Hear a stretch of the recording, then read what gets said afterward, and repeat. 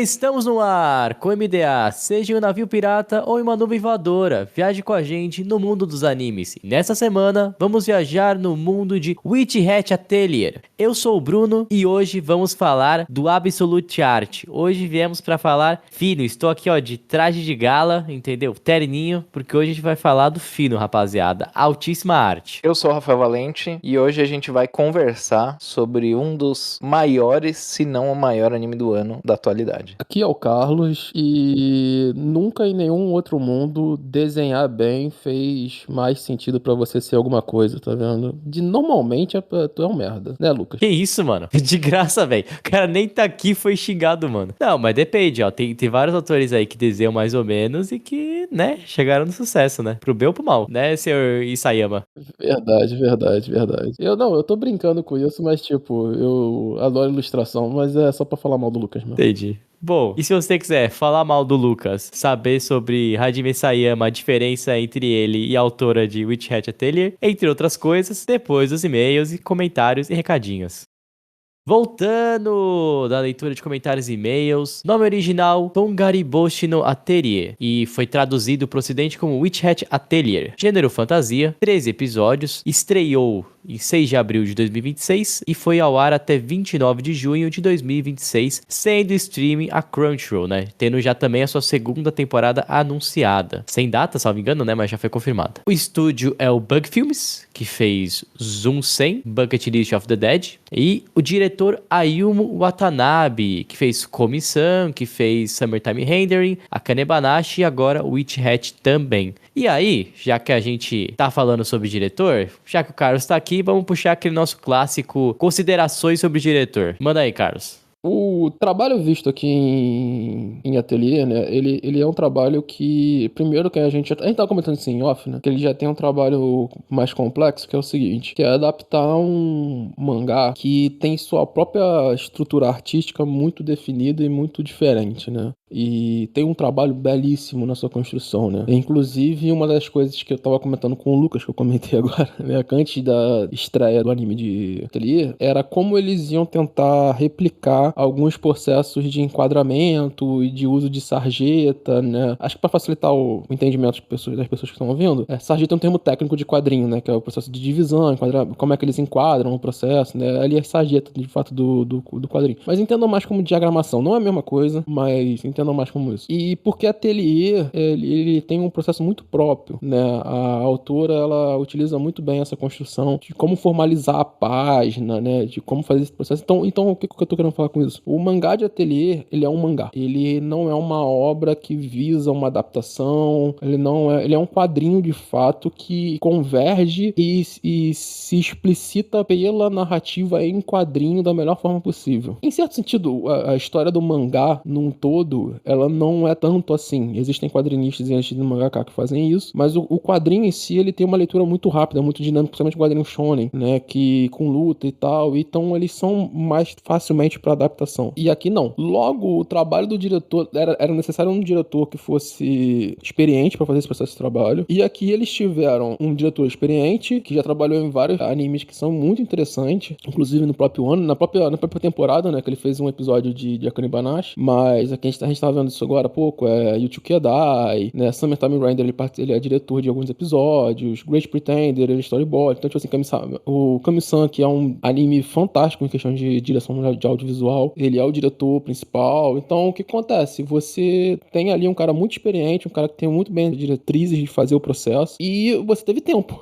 Acho que esse é o principal detalhe, né? Que com o ato de postergar o anime em quase um ano, né, do princípio original, você teve tempo para o pessoal trabalhar e fazer a adaptação que ficou muito bonita, né? Eu acho que a obra, ela tem umas liberdades narrativas visuais próprias do audiovisual. Eles conseguem muito adaptar essa questão que eu falei da sarjeta, mais até no encerramento e na abertura, mas em contrapartida eles não conseguem trazer isso necessariamente pro audiovisual porque mídias diferentes, né? E ali é onde que se esbarra esse processo. Mas tirando isso, cara, o anime tá um espetáculo, assim, visualmente falando, né? Escolhas de câmera, o próprio trabalho de câmera do anime, ele é muito interessante porque ele sabe muito bem quando fazer uma câmera de plano de sequência, por mais que seja curto, assim, ele seguiu o processo do plano, estendeu o plano. Eu acho que uma coisa que eles conseguiram entender muito bem nesse anime é o pacing, é o tempo, a mimética da obra que você vai estar fazendo ali, né? A milimetragem do processo. Então, a Atelier consegue ter um tempo em audiovisual que ele se replica em certo sentido no mangá. O próprio mangá tem esse tempo, ele tem essa construção narrativa até um pouquinho mais lenta, mas muito mais gostosa. É como se eu estivesse aprendendo muita coisa ali, mesmo em momentos de ação e aventura que esse anime tem, né? O mangá que ele já tem um ritmo próprio, já tem um desenvolvimento próprio, e o anime consegue ter isso. Eu acho que eram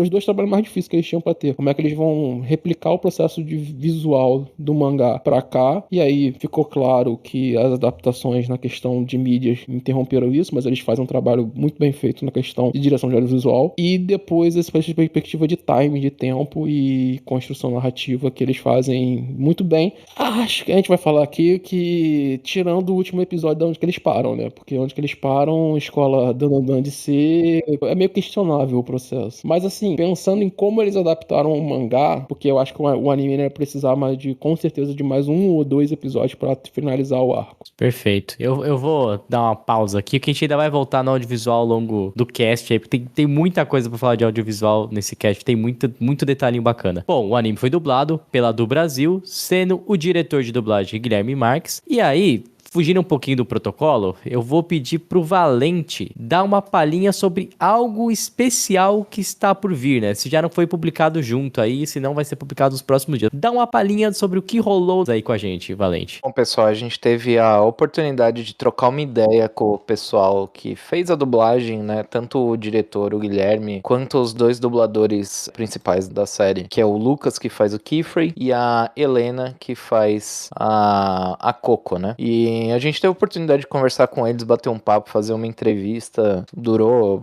um bom tempo essa entrevista, uns 40 minutos. E eu tive a oportunidade de perguntar muita coisa pra eles, muita coisa bacana. Os 3 foram super receptivos, responderam tudo de coração aberto e foi muito bacana. Eu acredito que vocês vão gostar bastante do bate-papo que a gente tem. E logo menos a entrevista sai aí no site com as 3 cabeças por trás da dublagem aí de Witch Hat. Isso aí. Então, fugiremos do protocolo, mas assim, gostei da dublagem, do que eu vi, mas mais detalhes, veja a entrevista, porque... Sabe uma coisa muito engraçada que eu tava conversando com eles no dia que a gente fez a entrevista? Eu falei pra eles, olha, eu já conhecia o Witch Hat, já conhecia a qualidade de Witch Hat, então já era um anime que eu tava esperando bastante. E normalmente eu não vejo as coisas dubladas, eu vejo elas na língua original, no japonês. E coincidentemente eu quis ver o Witch Hat dublado, sem saber que eu ia conversar com eles. Comecei a ver o anime e depois de um tempo, já tava assistindo dublado a mocota, aí sim surgiu a oportunidade de fazer a entrevista com o pessoal, e por incrível que pareça eu já tava acostumado com a voz deles, foi algo bastante engraçado. Bom, pior que é verdade, né? Deve dar esse efeito mesmo. A fonte é o mangá, sendo publicado pela Kodansha e aqui no Brasil pela Panini. A autora é a Kamomi Shirahama, tem 16 volumes e está em publicação no momento que a gente está gravando esse cast. Se você for tentar comprar este mangá na Panini, você vai sofrer. Pelo que eu entendi, parece que vai uma retiragem, né? Uma reimpressão, provavelmente. Não, eles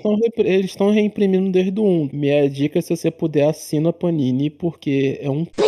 compra. É, o 7 sumiu da face da Terra, tá? Até hoje eu tô tentando conseguir o volume 7. Tem uns volumes que são absurdos de conseguir. Vende igual água. E aí, Valente, fala pra gente sobre a sinopse, por favor. Bom, a sinopse de Witch Hat, ela gira em torno da Coco, a nossa personagem principal, que é uma garota que vive em um ateliê comum, onde as pessoas levam vestidos para serem cortados e costurados e tudo mais. Ela vive com a mãe dela lá. E em determinado momento aparece um mago lá. Ele também estava indo lá pelo mesmo motivo, né, das outras pessoas, né, roupas e tal. E aí ela tem um probleminha que acontece na casa e esse mago ajuda com o problema. A Coco, ela sempre foi uma amante desde pequenininha de magia e tudo mais. E quando ela viu a magia em ação, que ela bisbilhotou ali como é que funcionava a magia, ela ficou apaixonada e ela queria aprender como é que fazia. Sem saber de tudo isso, a Coco tinha desde criança guardado alguns materiais supostamente mágicos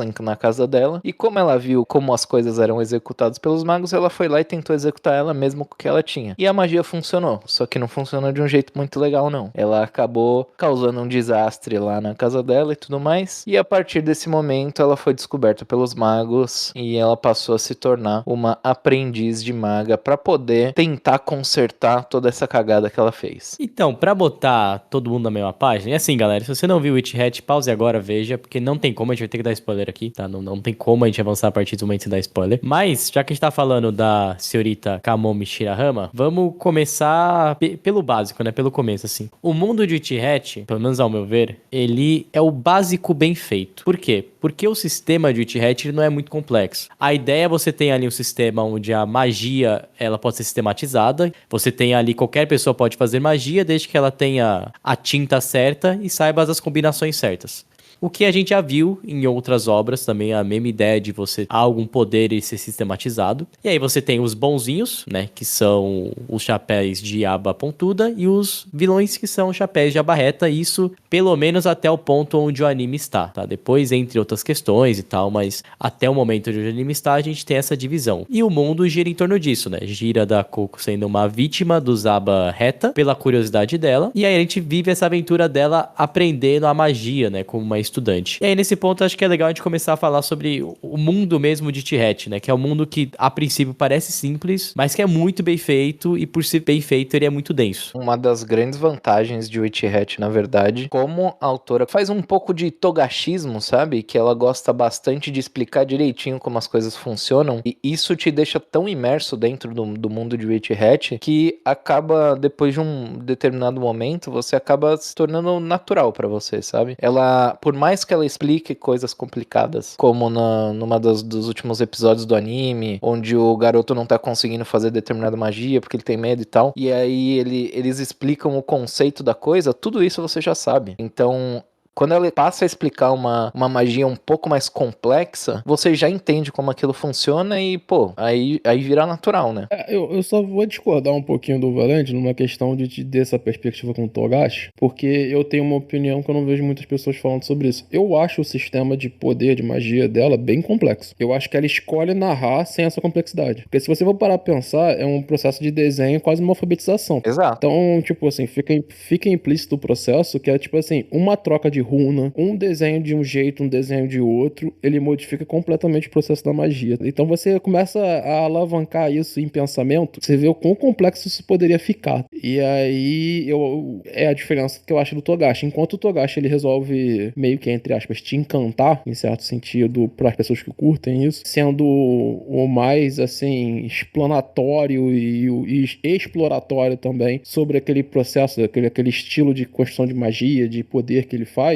ela escolhe fazer o contrário. Ela escolhe facilitar o teu entendimento e jogar isso no processo narrativo para que você consiga ver e acompanhar o desenvolvimento daqueles personagens enquanto isso. Porque, por exemplo, a gente vê pouquíssimas magias super complexas naquele momento da obra, sabe? A gente sabe que elas existem. Os chapéus de Abara lá, eles vão ter... Um cara não tem corpo, o outro cara consegue levar as pessoas para outro mundo, consegue fazer um deserto inteiro ser destruído, o Kifri tem uma espada que corta a água, né? Então, tipo assim, existem magias que são muito complexas naquele mundo, mas a gente não as vê, assim, sendo produzidas, a gente vê elas em ação, em certo sentido. Então, o que eu tô falando? Ela escolhe narrar demonstrando pra gente, olha, existem coisas muito complexas, mas o que eu vou ensinar pra vocês é o mesmo passo que as minhas personagens estão passando, porque vocês vão adentrar esse mundo do mesmo jeito que eles estão fazendo. E isso é um processo básico, tipo, de desenvolvimento narrativo, que é você colocar a perspectiva da personagem principal sendo a perspectiva do público, de ela conhecendo tudo, de ela conhecendo esse mundo. Por isso que a Coco é uma pessoa que vem de fora, mas eu acho bem complexo. Eu acho bem complexo e eu acho que pro futuro da obra isso cada vez mais deve ficar mais complexo e um maior desenvolvimento de como são feitas as magias e tal. Até porque eu li até o volume acho que 10, 12 e ainda ela só beliscou no mundo. A parada de poder dela, que assim, ó, a primeira vez que eu li, que eu pensei, me lembrou muito o jeito que a Hiro Murakawa fez com o Fullmetal. Assim, você tem um sisteminha de poder, que ele é racionalizado, então você tem lá as runas, você tem o círculo de alquimia, que tem regras bem definidas, você tem os círculos de runas de magia e Witch Hat que são bem definidos, você tem um tabu base, que assim, ó, você não pode de jeito algum envolver o corpo humano. nesse meio, entendeu? Tipo, você não pode envolver porque isso é um tabu e isso gera outros resultados. A Meta vai ter lá a questão lá da verdade, etc. Aqui já vai pra esse mundo de que você cria anomalias, né, que não são bem-vindas por causa do tempo da guerra, né? E aí eu acho que é onde começa a ter essas pinceladas de genialidade da Shirahama, porque ela pega essa parada tão simples de tipo assim, olha, você não pode fazer. E ela começa a dar algumas pinceladas ali durante a obra do por que você não pode fazer, né? Tipo assim, o cara tá doente, né? Por que ele não pode fazer? Por que você não pode usar uma magia pra curar ele, né? Porque isso vai envolver o corpo. E aí, se envolver o corpo, vai ser uma magia proibida. E, né? E começa um certo questionamento. Você se questiona também, mas por que não pode fazer, né? Eu acho que é um pouco de onde tá a genialidade dela e tá entre nesse meio que a gente tá discutindo. Ao mesmo tempo que é simples, não é simples. Não, e é muito interessante tu falar isso, porque, por exemplo, a gente começa a olhar e ela começa a desenvolver vários tipos de camadas de você contestar aquele mundo. Porque, por exemplo, como tu falou, né? Não pode salvar a pessoa porque tem que desenhar no processo do corpo, tem todos esses desenvolvimentos. Mas tem vários outros momentos que a gente olha e até eu acho muito interessante como é feita as interferências dos chapéus de Abá. Que é o seguinte, toda hora eles estão contestando as limitações impostas para você desenvolver a magia. Toda hora que eles aparecem, eles estão assim, olha, o que você está fazendo é limitar o processo de evolução. Você está criando regras que te impedem você explorar a magia ao máximo. Esse é o questionamento, entende? E é muito interessante porque cada vilãozinho que vai aparecendo, até aqui, né, são 2 que aparecem na obra, eles levam essa perspectiva para um lado, né? Então, tipo, o segundo vilão que vai aparecer, ele contesta isso, mas ele contesta de um jeito muito pessoal. Eu queria me libertar, eu queria isso, é sempre o eu. Enquanto o primeiro, ele aparece, ele tenta conquistar a Coco, levando pra esse ambiente de tipo assim, a magia tem que ser livre, a gente tem que saber poder explorar a magia, né? Então você começa a criar discussões, até porque a estrutura que vai sendo apresentada de quem são os bruxos hoje em dia, ela tem uma cara de elitizada, né, de segregacionista nesse processo, né? Sim. Ela né? Os bruxos são uma casta, né, nessa sociedade. Isso. Exatamente. Então você começa a contestar isso. Por que só essas pessoas têm essa liberdade de ter esse acesso à magia? Porque logo de início ela já apresenta pra você que qualquer pessoa do mundo pode aprender magia. Agora, por que só eles? Aí você começa a apresentar, no passado teve uma guerra, e aí foi delimitado assim, assim, assado. Tá, mas por que se foi formada uma casta que só mesmo as famílias podem aprender isso? Ela não responde isso pra tu, ela fica jogando esse mistério pra desenvolver o mistério da obra, o mistério do mundo. E é muito interessante porque, além disso, ela começa a mostrar coisas que aconteceram no passado, né? A gente vai terminar a primeira temporada do anime com referências de um local que se representa no mundo passado, né? No mundo da guerra, no mundo da magia livre e tal. E a gente vê a maluquice que é. É verdade.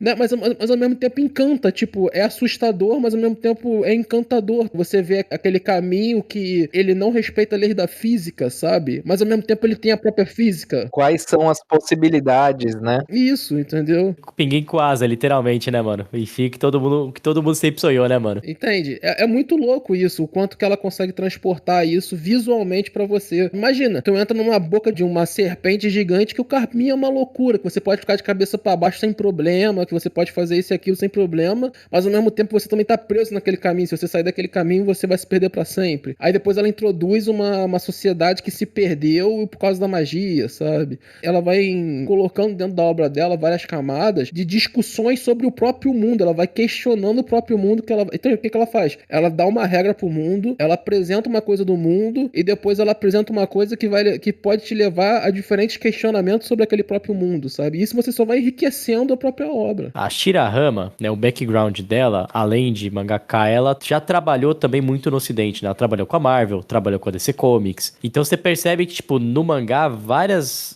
partes. A primeira página, logo assim, que é uma página dupla, que tem a Coco naquela cena do começo do anime, que ela com um cervo, né? Tipo um cervozinho. O estilo de arte já não é estilo de arte de mangá, entendeu? Tipo, já é um estilo de arte mais americanizado. Em vários lugares você percebe, tipo, tem painéis que ela faz e que tem um estilo muito mais de arte clássico do que o estilo japonês de arte, né? Algo meio vitral, assim, até. Então tem esse quê de diferente que ela já coloca lá já na arte, né? Sabe o sentimento que eu tenho quando eu paro pra ler mangá de Uchihat? Lembra aquela época lá, época de Osamu Tezuka? Não lembro se era 70, 60, 80, não lembro. Mas era mais ou menos essa época onde quadrinho e mangá estavam começando a se distinguir um do outro. Sim. Eles bebiam muito da fonte um do outro, podemos dizer assim, né? Tipo assim, eles pareciam muito um com os outros ainda, né? O jeito de fazer as coisas. Eu sinto, quando eu leio Witch Hat, que eu tô mais ou menos nessa época, sabe? Porque ele não parece completamente um mangá, mas ele também não é completamente um quadrinho, sabe? Uma HQ americana. Sim. Eu sinto que ele tá nesse entremeio, sabe? Eu sinto que ela tem essa diferença mesmo. Eu acho que tem vários artistas no mundo hoje que eles conseguem mesclar isso muito bem, né? Nos Estados Unidos, tu tem... Como é que é o nome dela? Que ela trabalhou pra DC agora recentemente. Ela fez os Dear Demonicus, eu acho que da Marvel. É uma mina oriental também o nome dela. Eu acho que tem autores hoje em dia que conseguem misturar esse processo bem de que é uma diagrama, como é que você faz um desenvolvimento narrativo vindo do Ocidente, do Oriente. Até porque existem diferentes formas de você trabalhar isso, né? O quadrinho americano, ele trabalha com uma perspectiva de construção a partir de splash pages, né? Então você tem a página principal, que é a splash page, e você tem o desenvolvimento ao redor dela. Então o clímax principal normalmente são as splash pages. Falando principalmente de Marvel e DC, né? Uhum. A forma como foi construído, principalmente a partir ali dos anos 80 e 90. Mas se tu for pegar uns quadrinhos europeus, por exemplo, eu acho que ela ainda bebe muito desse processo também, sabe? Também. Eu acho que tem muita coisa ali de processo narrativo de alguns quadrinhos europeus. Ela é uma ilustradora e ela entende muito bem o processo de narrar quadrinho. Eu acho que esse é o principal. E sendo muito sincero, o Japão perde muito nesse sentido. Sim. Eu acho que tem muita obra no Japão que eu acho que em busca de uma entrega no tempo do Japão, né, na velocidade que os artistas têm que entregar, e também por uma dinâmica de quadrinho, esse tipo de coisa que é própria do mangá, se perde algumas coisas de narrativa visual do quadrinho, né? Por mais que se ganhe outras, se perde algumas coisas que são essenciais, assim, né? E eu acho que essa mistura, como o Valente falou, né, de lembrar os quadrinhos mais ocidentais, o Witch Hat ganha com isso, então por isso que ele grita tanto no meio do mangá. É uma narrativa que ele se destaca completamente. Ela tem o próprio tempo, ela tem o próprio desenvolvimento, ela tem enquadramentos diferentes, ela tem uma sarjeta diferente, ela tem uma utilização da arte quadrinho de ser diferente, né? E eu acho que isso se perde um pouco na maioria dos artistas de mangá, assim. São processos muito, não vou dizer padronizados, mas são muito sequenciais, sabe? Existe uma narrativa mais rápida no mangá.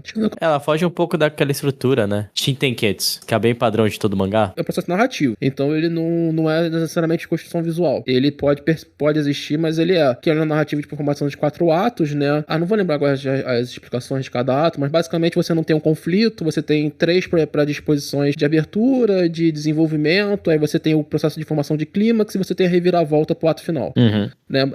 Assim, não vou lembrar os termos certinho, mas é basicamente essa construção que o Shotenketsu faz. E aí ele se permite ter ou não ter conflito, você permite ter várias outras coisas, ele é muito mais aberto do que as narrativas ocidentais têm. Mas é um processo narrativo mais voltado pra narração mesmo, é como você vai construir o processo narrativo e tal. O que eu tô falando dela é que, assim, visualmente ela foge da estrutura de mangá. Deixa eu ver se eu consigo pegar pra explicar pra vocês. O mangá, se tu for pegar pra ler um Naruto, talvez, assim, muitas das vezes o Naruto ele vai ter 3, 4 quadros por página, pra dar muito dinamismo na velocidade da construção e tal, alguns diálogos menores, trabalhos de balonização diferente, de treinamentos um pouquinho ali e tal, mas tudo muito parecido, né? E o que acontece? No trabalho da Shirahama, como vocês comentaram, de ela ter esse desenvolvimento de mais próximo do americano, no caso, tu vai ver que ela tem uma construção de quadros diferente, ela de vez em quando, mesmo numa página só, ela pode colocar mais ou menos quadros do que isso, que segue normalmente padrão de mangá. Ela vai ter a formação da sarjeta em formatos triangulares, quadriculares, ela vai mexendo com o processo de formato da balonização também. Então, tipo assim, ela vai brincando com a forma de fazer quadrinhos, sabe? Que é uma coisa que eu acho que se perde um pouco dependendo do mangaka, sabe? A gente vai ter alguns mangakas que vão fazer isso. O Taiyo Matsumoto faz muito isso, né, velho? Ele é muito mestre em fazer produções assim. O Gonagai fazia isso de misturar, de pegar uma página inteira e trabalhar o inverso, né? Normalmente você trabalha o branco e você vai jogar nanquim. Ele jogava nanquim na página e trabalhava o branco sobreposto. Então, tipo assim, existem várias formas de se narrar nesse processo, como é que você vai narrar quadrinho. E eu acho que ela abraça esse processo. E é uma coisa que a gente falou, é uma exploração mais que a gente vê hoje, talvez, no Ocidente. Por mais que o quadrinho ocidental hoje ainda beba muito de de mangá, então você vai ver vários quadrinistas tentando seguir, só um exemplo, o da DC agora, né, um universo novo que eles estão fazendo. É um universo muito baseado em estrutura de mangá, esse tipo de coisa, né, o universo absoluto. Mas o universo Ultimate também da Marvel recentemente parece muito de vez em quando uma construção de mangá. É claro, com a cara americana. Então, mas aí eu vejo ela trazer isso de novo e ela entrar e fazer esse processo narrativo, tanto que o mangá é muito bonito. E eu acho que isso reflete no anime, sabe? Isso reflete no processo narrativo da obra do anime, que a gente olha e a gente vê esse cuidado de construir o mundo, esse cuidado de construir as personagens, sabe? Eu sinto muito que uma coisa que o Carlos estava comentando nesse meio todo é que ela realmente teve tempo, né, pra fazer as coisas, porque quando você pra olhar o mangá, a gente acompanha mangá e anime há muitos anos, né, então a gente acaba sabendo mais ou menos quanto de trabalho vai dar baseado no desenho e na composição que a pessoa faz. Então, o mangá de Witch Hat não é algo simples de fazer, não é algo que você vai conseguir fazer semanalmente. Eu não sei exatamente em qual revista ela tá sendo publicada, mas eu chutaria que ou é uma revista mensal ou no mínimo quinzenal. É algo que, tipo, só de bater o olho você sabe que é o que vai dar trabalho. E, assim, o trabalho dela é recompensado, né? É absurdo, não só a parte gráfica do anime de Witch Hat, mas também o jeito com que ela conduz o mundo, com que ela escreve. Ela é bastante competente. Eu fico bem feliz de ver. Ainda mais parando pra olhar as obras que ela já fez, né, de mangá principalmente, ela teve 2 obras antes de Witch Hat que eu nunca tinha ouvido falar, né? Uma era um one shot em 2011 e outra uma série curtinha de poucos volumes que foi em 2012. E aí só em 2016 que ela começou a fazer Witch Hat. Eu não sei se ela se aprimorou ou coisa do tipo, né? Foi estudar alguma coisa, mas pô, o resultado foi surreal, velho. Não, e até pra fechar esse tema do audiovisual, eu acho que talvez um dos grandes acertos que o Carlos falou assim do Ayumu Watanabe, além da experiência, que só um cara com a experiência dele vai saber fazer isso. Que é, eu acho que ele se tocou de algo muito simples, que assim, eu não vou conseguir bater o mangá ou adaptar toda a beleza que o mangá tem. Tipo, não dá pra adaptar. Então eu vou pegar o que a obra não consegue ter do lado audiovisual, que é a parte da animação, a parte do som, a parte da cor, e dar essa vida pra obra. Assim, eu vejo muito anime de Witch Hat como um complemento ao mangá, e não talvez uma adaptação bruta. Pra vocês terem um pouco noção, assim, né, do que acontece.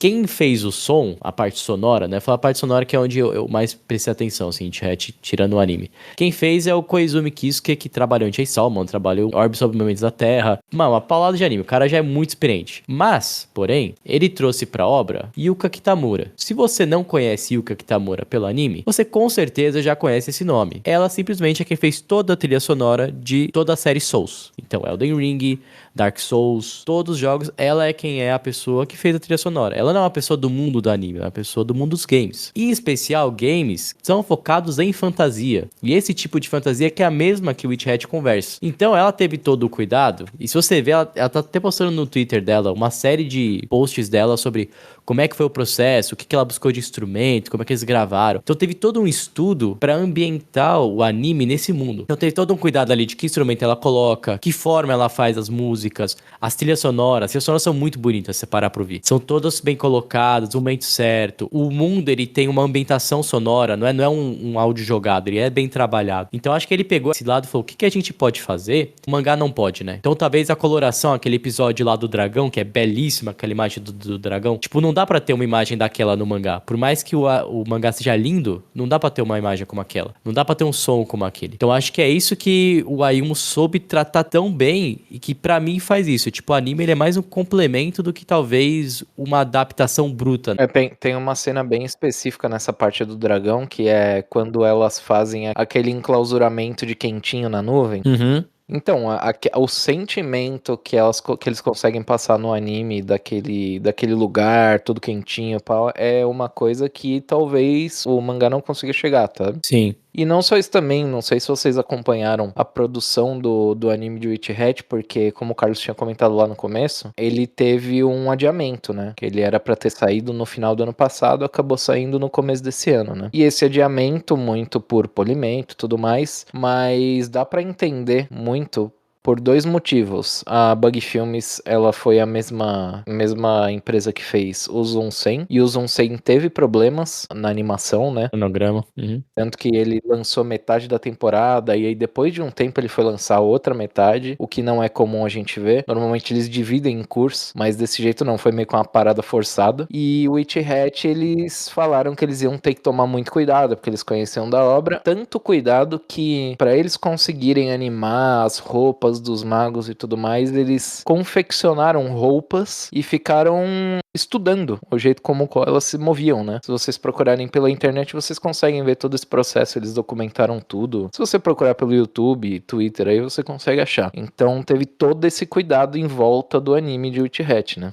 E o resultado chega nisso, né, cara? Tipo, é muito vivo o mundo de Witch Hat, assim, no anime. E dá pra ver até nas cores, e se o Carlos conseguiu sacar isso, e pode falar melhor, tipo assim, as cores com que eles retratam os da barreta são muito mais escuras do que os pontiagudos. A cena onde eles aparecem, o mundo fica mais escuro, né? Tem todos os detalhezinhos que aí são mais de cor, né? De coloração. Acho que esse é o termo, né? Coloração. Que dão a diferença, né? Quando tu vai pra animação, né? A animação é um pouco mais rica pra fazer esse processo, porque tu trabalha com um processual puro, né? Tu tá criando. Então tu pode distribuir quase qualquer tipo de cor ali, degradê e por aí vai. O detalhe dessa questão, eu acho muito bonito o mundo, porque eles trouxeram a paleta de cor que é baseada nas artes dela própria, ali nas capas e tal. A cor tá mais leve, sabe? Tá mais pastel. Eles puxam um pouquinho mais pra perspectiva de um pastel, assim, sem exagerar na saturação, né? Então, eles conseguiram dar esse detalhe e de ser um mundo que as cores do mundo, elas refletem essa leveza que as personagens têm, né? E mesmo assim, ainda segue uma estrutura de anime que tem cores bem marcadas e saturadas, né? Mas mesmo assim, eles conseguiram encontrar um meio termo ali, de ter um pastel, eu acho que muito mais no background, quando você vai ver partes de mundo aberto, essas coisas assim, mas as roupas, os detalhamentos de algumas casas, esse tipo de coisa, cores bem saturadas. Esse azul piscina, quase ciano, né? Que é das roupas das garotas, é muito marcado, né? Então você tem esse detalhamento de cor muito bem feito. Eu até mandei aqui para uns amigos meus algumas imagens pra gente entender. As duas primeiras eu trabalho como é que é o nome dela? Da Mariko Yashida, que é a menina que eu comentei, pra tu ver como o trabalho dela lembra muito mangá, assim, mas é um trabalho já pros Estados Unidos, né? Ela desenvolveu o trabalho dela nos Estados Unidos. E aí, cara, tu vai ver as duas trabalhos que eu mandei, as duas imagens que tem de ateliê. Mano, isso aqui é muito quadrinho europeu, velho, os dois. Muita diagramação que tu vai ver os trabalhos de sei lá, pessoal, um Esteban Maroto trabalhando, né? Tu vai ter alguns trabalhos do Moebius, assim, essa mistura a utilização completa da página, sabe? Um cara que fazia, né? Isso muito bem no Japão era o de Berserk, né? Miura. Então, ele tinha esse trabalho, esse cuidado de desenvolver. Então, é isso, mano. É uma arte completa e eu acho que o anime, nessa questão, ele é o que o Bruno comentou, né? Eles resolveram apostar nas artes, aonde que eles poderiam entregar esse processo, né? Por exemplo, uma segunda página como essa, cara, é quase impossível você entregar isso no anime, sabe? Esse processo de enquadrinização e tal. Então, você tem que escolher como é que você vai desenvolver isso visualmente, né? Então, aí, eu não lembro como é que tá no anime essa cena, mas, tipo, deve estar delas duas falando, aí depois deve ter um pan pra cima, que você consegue desenvolver o mundo que tá mostrando e tal.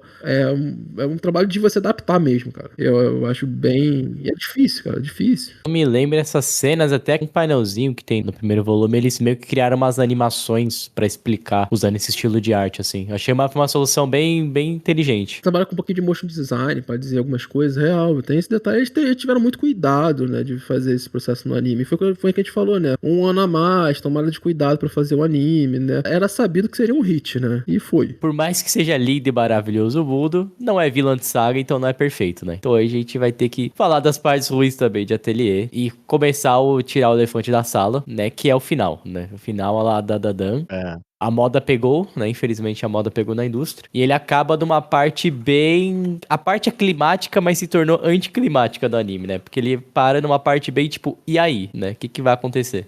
Sabe o que me lembra? Esse final de temporada. Inclusive, só pra saber, quando é que volta o anime? É só ano que vem? Qual é que é? Eles confirmaram pro ano que vem. Que na minha cabeça eles tinham dividido em 2 cursos. Tipo, ia sair um agora e um daqui 2, 3 meses, sabe? Parece, mas eles anunciaram como Season mesmo. É Season 2. Lembra lembra muito os finais dessas seasons divididas de ReZero, sabe? Que para no meio de algum arco, assim. Aí... Então eu posso falar o que eu ia falar, que o sentimento é o mesmo sentimento que me fez largar de assistir Bleach. Não sei se vocês lembram, né? Mas na luta contra o Ukiyoha, lá no Ecomundo, eles param a luta do Ukiyoha no meio, quando o Ukiyoha tá indo pra tancar na porrada com o Ichigo. E aí eles param e começa a entrar um filler que volta só depois de sei lá quantos episódios. Então é basicamente o mesmo sentimento, a diferença é que eu não vou ter filler no meio. A gente tava no auge de Bleach, recém-enfrentado o Green Joe, a galera, todo mundo cacetando os caras do Ecomundo lá, generais com número. Você simplesmente mete um filler de, sei lá, 30, 40 episódios pra voltar o anime na parte que você quer ver de, sei lá, depois de um ano. Então, é mais ou menos esse sentimento. Eu, sinceramente, não tenho ideia do porquê fizeram isso. Provavelmente por tempo de animação, eles não tinham tempo pra fazer a parada. Alguma merda no contrato que eles fizeram, de tipo, vamos adaptar até aqui e depois a gente faz o resto porque não tem tempo. Mas, cara, é bizarro que esse tipo de coisa aconteça hoje em dia. Assim, bizarro eu não acho, porque isso aí ó, é pra você gerar hype, né? É tipo... É aquele tipo de... É quase um... É um cliffhanger forçado, né? Vamos colocar assim, né? Eu prefiro muito mais que fique gerando hype com os 350 filmes de Kimetsu no Yaiba que tem, só que conclua a parada, como o Kimetsu faz, tipo, cada filme tem uma conclusão, do que necessariamente tu largar o anime no meio. Eu concordo contigo, cara. Tanto que foi muito engraçado que eu deixei os episódios finais pra acumular, né? E aí eu vi uns 2, 3 episódios, chegou no meio. E aí chegou, parou, né? E aí eu olhei e falei, ué, vai ter mais episódio? Eu tive exatamente o mesmo sentimento, porque acho que, se eu não me engano, depois que teve o episódio que a Coco salva todos os humanos ali, e aí dá uma merda, porque a galera vai lá, a galera do conselho dos magos lá vai lá e tal, e quase... É o que ela transforma o rio em deserto. Isso, exatamente. E aí, tipo, quando acabou esse episódio, eu falei, não, eu vou deixar acumular. Na real, eu assisti o da semana seguinte pra saber o que acontecia, e aí depois da semana seguinte desse episódio, eu falei, vou deixar acumular porque eu não quero que isso aconteça de novo. E aí, tipo, faltava, sei lá, 3, 4 episódios pra acabar a temporada. E eu terminei a temporada e falei, será que eles vão soltar daqui a pouco mais? E aí, não, né? Não, eu fiquei na dúvida, que eu olhei assim e falei, essa temporada vai ser esticada, que eu já sabia que ia ser uma temporada só. Aí eu olhei e falei, essa temporada vai ser um pouquinho mais esticada, vai ter 14, 15. E não, eu entendi um pouco por que eles pararam ali, porque realmente precisaria de 2 ou 3 episódios a mais pra concluir o... Acho que isso, 2, 3 episódios a mais pra concluir o arco. Porque vai entrar na história ali da cidade perdida, das pessoas que viraram ouro. Eu compadeceria muito mais com o que aconteceu com Frieren, apesar do pessoal ter reclamado de Frieren também, né, que foram 10 episódios de Frieren, né, a temporada. Aham. E aí, pô, eu acho que se você para com 10 episódios antes de começar ali o torneio... No torneio não, o teste, né? O segundo teste dos magos ali. Aham. Pô, eu acho que era suave, porque aí você começava num ponto que não vai ter volta, sabe? É que assim, né? É aquele detalhe. De vez em quando o pessoal que tá produzindo não foi quem vendeu o produto, né? Né? Então, tem que entregar 13 episódios, né? A TV já bagou, é um inferno. Pô, eu acho ruim pro anime, sacou? Porque eu acho que isso pode afastar a gente num anime tão bem redondinho. E até porque foi como o Valente falou, eu acho que se fosse... Até como o Dan, porque quando o Dan faz isso, eles já estão anunciando que 2 seasons depois vai ter a continuação, né? Então, o que acontece? É um tempo razoavelmente longo, mesma coisa ReZero. É um tempo que eles estão dando ali, mas é um tempo provavelmente pra finalizar a coisa do anime, esse tipo de coisa, pro anime sair bonito e tal. Então, eu até passo um pano. Agora, mano, quando tu tem um ano de diferença, provavelmente, que vai ser o que vai acontecer, sabe? É muito tempo. A gente já tá tão acostumado agora, já tá acontecendo tantas e tantas vezes ter uma split core, né? Que é eles dividirem um anime que era pra sair em 24, 26 episódios corridos em 2 partes de 12 ou 13 episódios, que, tipo, pô, beleza, não tem muito o que fazer, vai fundo, né? Mas... muito provavelmente é processo de produção deles, pra não engasgar, né? Já que os caras já tiveram que postergar por um ano o processo, né? Provavelmente isso é isso que tá acontecendo pra eles finalizarem bem a segunda temporada. Terminou de um jeito bem zoado, assim. E o detalhe é que ele termina com uma ação que ela é importante, ela leva peso pro resto da obra, sabe? Tipo, não é qualquer coisa. Que vai voltar meio fora what the fuck, entendeu? Eu concordo com você nesse ponto. Entendeu? E perde impacto. Narrativamente falando, perde impacto pro resto da construção, sabe? E aí, obrigatoriamente, os caras vão ter que fazer aqueles episódios especial compilados de recap, que é mó bosta de ver. Isso, eu acho que isso vai ter que ter mesmo. Isso não vai ter como fugir, não. É só uma decisão merda atrás da outra, né? Mas fazer o quê? Eu acho que no final das contas, a qualidade de Witch Hat não vai ser colocada pra baixo por causa desse erro, né? A gente tá muito acostumado a ver o agora, mas pensando no futuro, onde eu acredito que o Witch Hat vai ser um dos animes que cada vez mais ele vai ter mais público novo, provavelmente furar bolha. Eu já conheço pessoas que assistiram o primeiro anime da vida delas, assim, a primeira série de anime de cabo a rabo foi Witch Hat, uma amiga minha. E ela falou, pô, maravilha, isso daqui eu quero mais disso, sabe? Só que ela também ficou meio pá do bagulho acabar no meio, sabe? Então, eu acredito que pela qualidade de Witch Hat não vai sofrer tanto, mas eu acredito que ainda vai ter gente que vai torcer o nariz e vai acabar atrapalhando um pouco. É aquilo, né? A pessoa que for ver na Netflix daqui a 3 anos, quando sair, se um dia sair na Netflix, vai adorar, entendeu? Vai pegar 2 temporadas provavelmente fechadinha, vai esperar a terceira, então vai talvez ter até 3 temporadas. Maravilhoso. Agora, a gente que tá acompanhando essa primeira assim, sequência é doído. E ainda mais que tava vendo semanalmente, né, cara? Tava vendo semanalmente, pô, aí parou do nada, eu falei, ué, cadê o resto? Né? Deu uma... Não, e eu acho que o pior é que, tipo assim,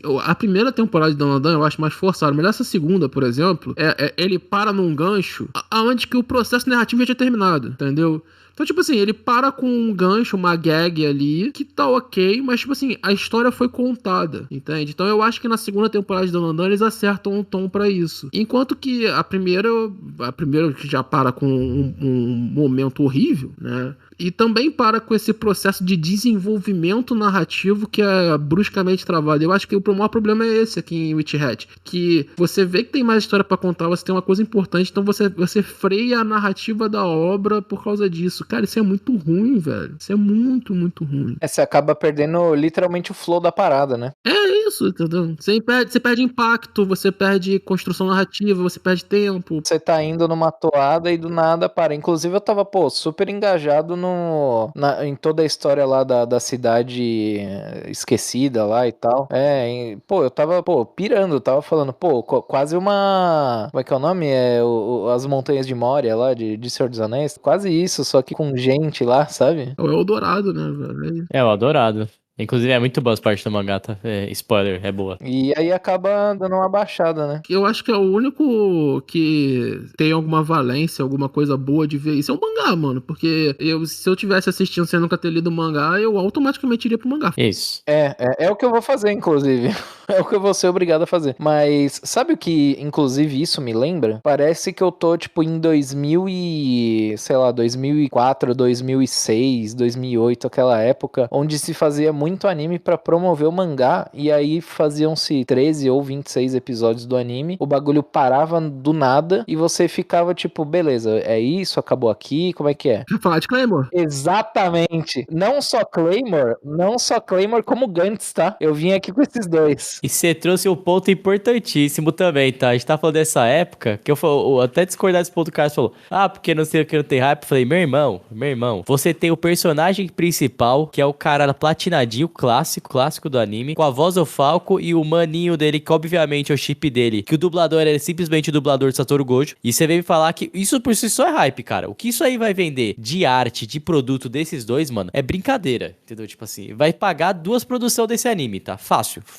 tranquilíssimo. Eu falei, mano, tá pronto, mano, é feito, é a época desse anime, é essa 2014, que teve aqueles anime de visual novel, é isso aí, mano, é essa pegada aí. E a gente tá muito acostumado também como a gente cresceu assistindo muito anime e mangá voltado pro público masculino e tudo mais, apesar de Witch Hat ser muito do shonen, né, e tudo mais, que também é para público masculino, ele tem uma pegada onde o público feminino ama, o público feminino adora, elas conseguem se encontrar nele. Então ele é para literalmente todos os públicos, né, desde pessoas mais velhas, porque ele tem temáticas mais sérias, ele tem uma complexidade bem presente, até pessoas mais novas que vão gostar muito da Coco, vão gostar muito do Keyfrey, da magia, pros homens, pras mulheres.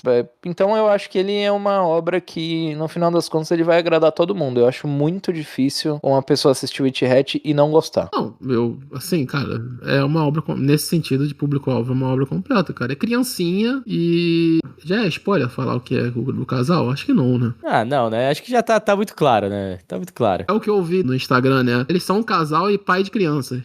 Pior que é verdade, né? Tudo de mais fofo que pode ter. O último ponto, que eu não sei se é negativo, tá? Não sei se vocês vão concordar. Assim, foi algo que eu percebi, o anime com a minha digníssima, né? Minha digníssima não é de ver animes, mas ela fez essa exceção porque eu tava muito hypado pra ver de chat e não parou de falar. Ela falou, então vamos ver esse negócio aí. E assim, ela gostou. Porém, como ela não consome muito anime, ela não tá muito acostumada a essa mídia, eu reparei que, assim, uma coisa que ela sentiu falta também, e ela comentou, não sei se vocês concordam, porque o Witch Hat, ele é uma história legal, é um mundo legal, só que demora muito tempo pra você entender aonde a história quer te levar, entendeu? Tipo, qual que é o norte da história, né? Pra onde a história quer ir de fato, assim. No começo dele é muito uma aventurinha sobre a Coco e o que tá acontecendo, até começar de fato a prova, as coisas, aí que ela foi entender pra onde a obra queria levar. E isso eu acho que é um porém, assim, eu não sei se é ruim, pra mim não me incomoda, mas do ponto de vista de alguém que não tá acostumado a ver esse tipo de obra, eu não sei se é algo que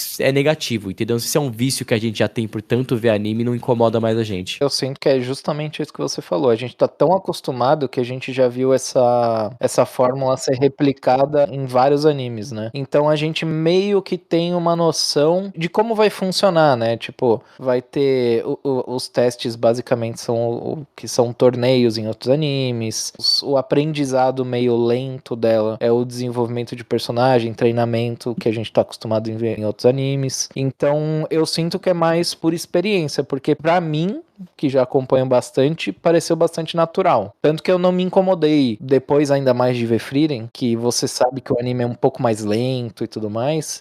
O fato de Witch Hat ter alguns momentos onde ele para só pra o Keyfrey explicar como é que assa a batata com magia, sabe? Nesses momentos não me incomoda tanto essa lentidão, essa falta de um norte, por exemplo. Eu já tô acostumado, né? Vale, daqui a pouco o Valente vai estar lendo ali os nossos queridos Slice of Life. Não vou, mano. Vamos, pô, é um mundo bom, é um mundo bom. Eu já sou especialista em romance, eu não preciso de mais na minha vida, cara. É um mundo feliz, pô. O Cosplay Souza é o alter ego. É o meu alter ego, né? Inclusive, as pessoas que não sabem, o Valente faz cosplay.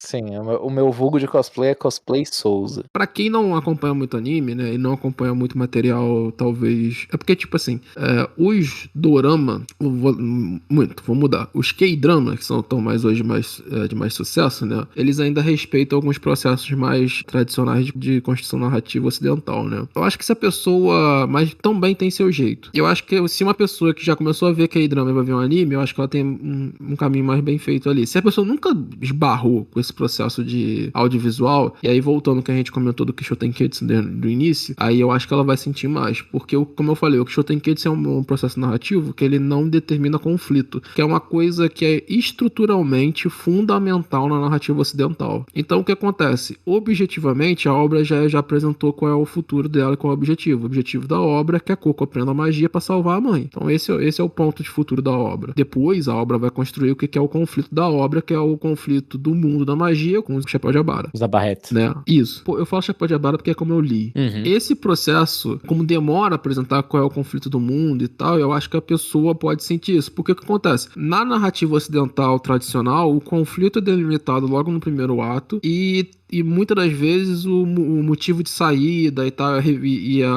o processo de construção de personagem, a mudança do personagem principal acontece. O que, em certa medida, acontece pra Coco, porque ela sai de casa, ela vai estudar magia, esse tipo de coisa. Não acontece com tanta força, como acontece na narrativa ocidental, de ter uma mudança muito mais brusca, esse tipo de coisa. Então eu acho que esses pontos, talvez pra uma pessoa que vá ter um contato com o anime a primeira vez e tal, vai sentir, e eu tô colocando a maioria das pessoas que não tem contato também com cinema independente, essas coisas assim, porque aí é outro rolê. Mas eu acho que aí a pessoa vai sentir. E também eu acho que tem um detalhe muito importante, principalmente nessa primeira temporada, que não existe um clímax assim muito grande nessa temporada, sabe? Emocional, ou um clímax de ação, algo parecido, né? Ele tem seus momentos, mas na verdade o grande clímax que você vê no primeiro ato... É do primeiro episódio. É o do primeiro episódio, e é como vai finalizar agora o segundo arco. O grande clímax da primeira fase é esse segundo ato, que foi cortado no meio. Enfim, rola aquela parada com o menininho lá, e eu acho que é o máximo, né, que chega a rolar, assim, né, de ação. É isso, porque na verdade você tem...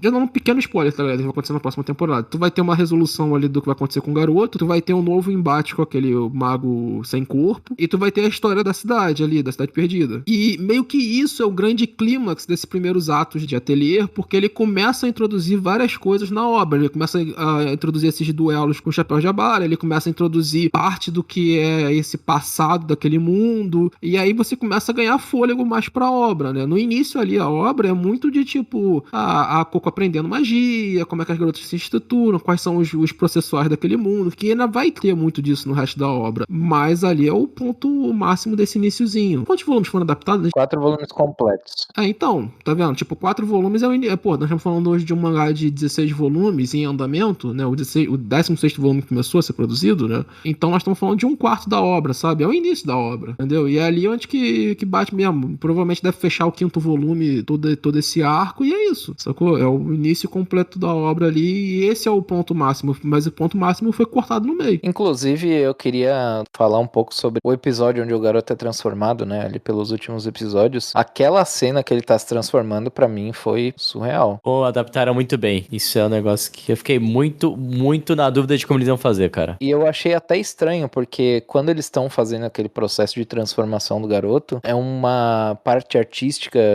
uma escolha artística muito forte, né? E muito diferente do que a gente tá vendo no anime no momento. E aí, quando ele termina de transformar e vira o lobo, fica até estranho. Aquela transformação tinha tanta coisa acontecendo ali. Tem, mano. E aí, quando ele realmente se transforma, você fala, ih, caramba, parece diferente do que o que aconteceu, sabe? Mas é uma adaptação muito boa, cara. Salvo engano, tá, posso estar enganado, mas no mangá, a Shirahama desenha isso aí com aqueles mesmos desenhos, mas é a ideia de que é algo amorfo. Tipo assim, é um monte de olho espalhado e ele é meio que uma sombra mesmo, porque essa página é toda preta. Então ele desenha ele como se fosse meio que um lobo, só que ela só desenha o serrilhado dele ali no meio. E faz o total sentido aquele monte de olho numa parada meio de sombras, porque ele tem todo aquele incômodo, né, de não conseguir fazer as coisas com as pessoas olhando. É, ele vira uma sombra, né? Exatamente. E aí ele precisa se sentir invisível pra conseguir fazer as paradas. É bem interessante. E a parte um pouco cruel ali desse lado que a Shirahama brinca com a inocência, ela fala, já que você precisa ser uma sombra, então você vai ser uma sombra, né? E aí é o que rola. Falou do moleque, né? Mas que corpo de personagens maravilhoso que a obra tem, né, cara? A Coco é um personagem protagonista, assim, eu brinco com a Anya isso, mas a Coco também, ela é programada pra você amar ela, né, velho? É um personagem literalmente amável. E aí você vai ter toda uma construção dos outros personagens em volta dela. A galera xinga muito a nossa Sasukezinha, né? Ela faz uma ótima composição de personagem pro grupo e tudo mais, mas, meu amigo, como dá ódio dessa garota. É insuportável, né? Mano, ela melhora, eu juro que ela melhora, mas ela é insuportável no começo do mangá, cara. Vai se tratar garota. As outras meninas também são muito boas e a gente acaba vendo, né? Infelizmente não tanto da menina do cabelo vermelho, mas a da Hit, que é a do cabelo azul. A gente acaba vendo um pouco, né, da história dela, que é bem batido nesses últimos episódios, né? Eles batem bastante nesse passado dela e como ela gosta de fazer as coisas do jeito dela. Mas eu gostei realmente, o que o Carlos falou, pô, o corpo de personagens é muito bom. O Kifrey, pra mim, ele é fora da curva pra mim, um baita personagem. Ele consegue te deixar super feliz por ele ter o mestre das garotas, mas ao mesmo tempo você fica com o na mão, porque a qualquer momento ele pode snapar. Biruta. É, ele pode dar um snap e aí ele te olha com a cara meio estranha e fala, ele vai me matar aqui. Isso. Pô, sabe um personagem que eu adoro? Tarta. Tá, nossa, o Tartar o Tartar, ele é outro personagem que melhora muito, cara. Muito, muito, muito. E a parada dele ter um olho meio monocromático ali, né? Só conseguir enxergar o cinza. Moleque, isso tem toda uma narrativa futuro. E o que é muito engraçado, né? Porque no anime faz total sentido, você consegue entender a complexidade da parada. No mangá, tudo é preto e branco pra gente, né? Imagina ter que explicar isso, sabe? Na narrativa do mangá. Sim, verdade, verdade.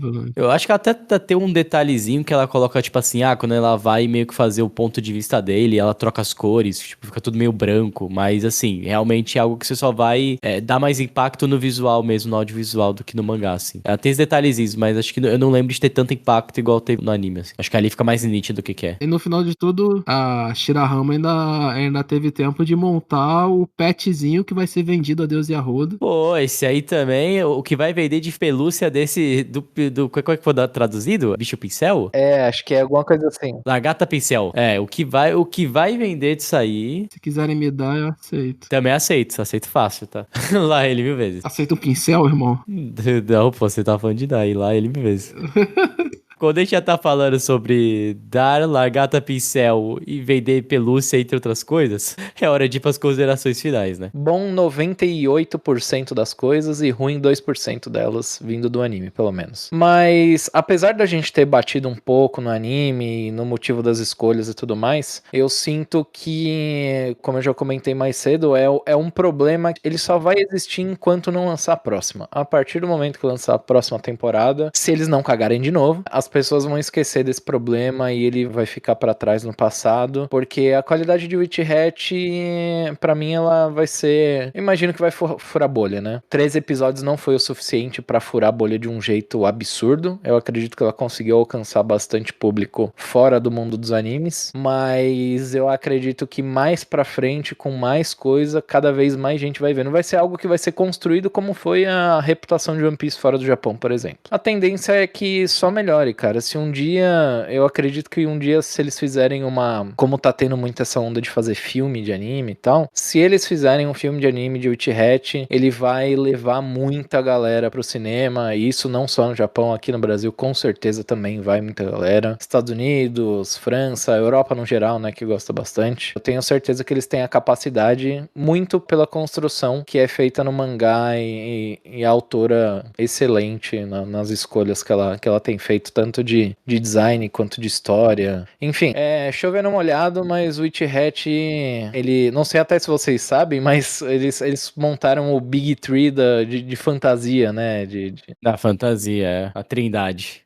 Frieren, acho que Dungeon Match, Witch Hat, 3 obras excelentes, quem gosta dessa temática, uma good vibes, fantasia e tal, os 3 você pode se divertir bastante com eles, e o Witch Hat, pô, pra mim tem que dar nota, né? Tem que dar nota. Pode ser quebradaça? Não, se tiver com 2 dígitos aí não, né, pô? Me ajuda aí, velho. 2 dígitos depois da vírgula e me quebra, né, pô? 9,756. O cara tá achando que é nota de bateria de samba, mano. É porque eu ia mandar um 9,8, tá permitido? Tá 9,5. Vamos de 9,5, facilita a conta. 9,5. Então vamos de 9,5, vai. 9,5 só por causa do final da primeira temporada. O Valente falou de fazer filme, essas coisas assim, né? Aí eu lembrei que a Shirahama deu uma entrevista, né? E ela falou que algumas das principais... Aí fica meio claro, né? Que algumas das principais referências pra ela eram as obras da Ghibli, né? Inclusive, o diretor trabalhou em um deles, né? Eu não sei se a gente comentou isso ou foi em off. Que animator do House Moving Castle. Isso, né? Já tem ali uma pegada. E tem uma pegadinha de tempo, né? De construção de Ghibli também. Mas ela fala muito de Harry Potter. Então fica aí a dica pra galera que tá querendo comprar direitos autorais. Que é o seu novo Harry Potter, Atelier of Witch Hat, tá vendo? Então. Eu já quero um parque da Disney com Atelier. Hora de fazer figure. É verdade. Existe um mundo aí onde vem um live action disso aí, tá? Vixe, fácil. Existe um mundo de parque de diversões disso aí, mano. Você não tá ligado ainda. Contanto que não façam Netflixizado escrotamente, acho que tem esse mundo muito, muito belamente feito. A cara de Disney, né? Nossa, só que a Disney tá errando tudo recentemente, então a cara de Disney bizarra. Bem, dito isso, o mangá é incrível, tá, gente? O mangá é incrível. Leiam o mangá. mangá. E eu acho que o anime, aonde que ele pode ir... Eu acho até que se fosse uma animação não comercial, que ela pudesse ser mais exploratória, que ela pudesse, assim, ir nos limites processuais do que tá sendo da animação, pudesse fazer algo muito diferente, acho que eles até tentariam, sabe? Mas nós estamos falando aqui de um anime comercial, de um dos mais esperados dos últimos anos, de um mangá que é sucesso, ao redor do mundo, ganhador de prêmio, os primeiros levas ganhou o Harvard nos Estados Unidos e foi indicado ao Angoulême. Então, porra, assim, cara, é um mangazaço, historiaça, muito bem narrado, muito bem construído, a mulher tem controle de tudo, e eu acho que na animação isso fica muito bem claro, muito bem desenvolvido, com o pesar do que a gente já comentou do final dessa temporada. Então, cara, eu acho um trabalho de audiovisual belíssimo, já digo de adianto, não acho o melhor anime do ano, pra mim já tem animes melhores do que ele esse ano, inclusive acabou de estrear um anime que eu acho que vai ser melhor que ele esse ano, e que eu acho que explora mais essa perspectiva da animação, é um dos melhores do ano, é um dos animes mais esperados dos últimos anos e é uma delícia acompanhar essa obra com esse corpo de personagens maravilhosos, com esse mundo que cada vez mais vai ser mais explorado, mais bem desenvolvido e vai se tornar cada vez mais apaixonante. A obra é incrível, mas ela não é perfeita como o Bruno falou. Eu vou dar 9, porque eu acho que aonde que ela ia ganhar muita força pra ser grande a primeira temporada, ela interrompe. E aí esse é o maior problema, sabe? Eu acho que não ter esse clímax, não ter esse ato final ali pra obra que ganha corpo muito pesado pro mangá. Eu acho que ali muita gente tá acompanhando, tá gostando e a partir do final desse arco, a galera fala, não, beleza, vamos dar com pau. Eu acho que é a partir dali. E aqui eu acho que é isso. Seria o crime de você, por exemplo, sei lá, interromper o arco do Sanji ou o arco da Nami no meio, sabe? É algo assim, sabe? O Witch Hat Atelier, ou Tongariboshi no Tore, como você queira chamar, é uma obra que eu tava há muito tempo ansioso por ela. Eu já tinha lido uma boa parte do mangá, comprei depois o mangá físico. Pra quem gosta de RPG, de fantasia, é um prato muito, muito cheio, muito bem servido. Enfim, um anime que se tinha uma expectativa gigantesca em cima. Pra qualquer diretor que pegasse, ia ser uma bomba de fazer. E eu acho que o pessoal da Bug Film, junto com a Yu Watanabe, conseguiu fazer muito bem. Tipo assim, é uma obra... Eu não vou dizer que eles criaram um novo patamar, mas eu acho que eles acostumaram a gente mal, entendeu? Com o que tá aqui pra frente. Eu acho que a régua pra essa obra só vai ser pra cima, daqui pra frente. Boa sorte a Yu Watanabe, porque isso é prezar. Porque, cara, é uma obra muito bonita de se ver, é um universo que ele cria ali. Assim, eu tive a mesma sensação de quando eu vi Harry Potter pela primeira vez, assim, tipo, você tá vendo um mundo, um universo novo inteiro na sua frente. E uma coisa que é muito legal, vocês comentaram, e que até não comentei no cast, e eu vi com a minha digníssima, ela comentou, assim, ela falou, nossa, essa obra tem um quê de Ghibli. E é verdade. Tipo assim, ela tem esse quê do que fez muita gente se apaixonar pela animação japonesa. Que é essa questão de você saber tratar a fantasia leve, saber tratar uma inocência, sem ser uma história forçada, uma história pesada, saber criar essa história. Então, isso eu acho que é uma habilidade muito ímpar da Shirahama. Uma habilidade que se perdeu um pouco no tempo e com ela voltou. E assim, eu torço muito pra ela não quebrar essa história. Porque assim, como a gente comentou, eu acho que a Bug Films é o primeiro passo. Eu torço muito pra ter um filme de Witch Hat. Porque pra mim, se tudo der certo, a gente pode estar vendo, tipo, uma próxima grande lenda, assim, das animações e tal. Eu acho que ela tem um potencial muito grande pra ser lembrada, assim como Akira é lembrado até hoje, assim. Então, tipo, realmente eu acho que Witch Hat tem tudo pra ser a grande próxima obra. Então, dito tudo isso, enfim, vejam, leiam, comprem, porque vale muito a pena. É uma obra que, sério, gente, vale a pena colecionar. E aí vale o agradecimento aqui pela Panini. Tem um trabalho que eles têm até de colocar uma contracapa, e a contracapa são todas belíssimas, cara. É tudo lindo esse mangá. Comprem o volume físico, porque é muito bonito, vale a pena ter a coleção. Acredito que é isso. De nota, eu também vou dar um 9,5. Comprem o livro de colorir. O livro de colorir parece o artbook, mano. É um artbook mesmo. Podiam vender o artbook, né, cara, no Brasil. Nossa, eu compraria fácil. Cara, o artbook é lindão, velho. Inclusive tem, quem quiser achar em inglês, tem aí no Brasil, tá ligado? Meio caro, mas tem como achar. É por importação, né? Podia... Alô, Panini, ajuda nós. Mas enfim, eu vou dar 9,5 também, acho que é uma nota muito justa, assim, o meio realmente é pelo final, acho que o final eles pecaram um pouco, porque para numa parte que se fosse um pouquinho mais pra frente ia fechar com chave de ouro, mas não tira a grandiosidade da obra, porque, cara, é uma obra muito linda e eu tô muito hypado pro ano que vem, pra continuar vendo ela. Continuarei vendo semanalmente, sofrendo. Foi música, sério, belíssimas músicas, gente de peso, o ending é maravilhoso, vejam o ending é muito lindo, é uma música que foi feita, tipo, 100%. A própria mina que cantou nem era muito conhecida, eles trouxeram só pra essa obra. E, tipo assim, é muito todo o trabalho que eles fizeram musical nessa obra também. Bom, somando as nossas notas, né? Um 9, um 9,5 e outro 9,5, arredondando, também temos um 9,5, uma nota que fecha muito bem, faz jus a essa grande obra. Se você concorda, se você não concorda, se você quer comentar, se você quer falar sobre o Witch Hat com a gente, você pode comentar no Spotify. Lembrando que a gente só lê os comentários do Spotify, tá, galera? Dos agregadores. Ou você pode mandar um e-mail para podcast@mundodosanimes.com. Gostamos de ler e-mail, mandem e-mails. Gostamos de comentário, de ler. Ou você pode também apoiar a gente. E a partir de R$5, você pode entrar no nosso grupo do Telegram e conversar com a gente sobre Witch Hat, sobre diversos animes. É um grupo que de vez vira e mexe rola sorteio, né? A gente teve agora no Anime Friends a Yasmin, ganhou os 4 dias pra ir no Anime Friends, olha aí. Ingresso pros 4 dias por 5 pila? Ingresso pros 4 dias. Por 5 pila, mano. 5 pila. Meu amigo. Eu vou pedir no futuro um áudio da Yasmin pra ela comentar como é que foi a experiência de ir no Anime Friends com o patrocínio aí da MDA. Fica aí o convite, Yasmin. Mas enfim, galera. Apoia a gente, conversa com a gente lá. Vira e mexe, rola alguma promoçãozinha, algum sorteio, alguma coisa. E a gente sempre tá lá trocando ideia. E sempre muito obrigado a todos eles que nos apoiam. Alex Sellinger, Bruno Rezende, Carlos Petroni, Guilherme Henrique, Guilherme Loures, Hugo Vantuil, Lucas Batista e Yasmin Gonçalves. E você pode apoiar a gente no catarse.com.br/Mundo dos Animes ou no apoia-se apoia.se/MDApod. É isso aí, gente. Muito obrigado. Até a próxima semana. Valeu!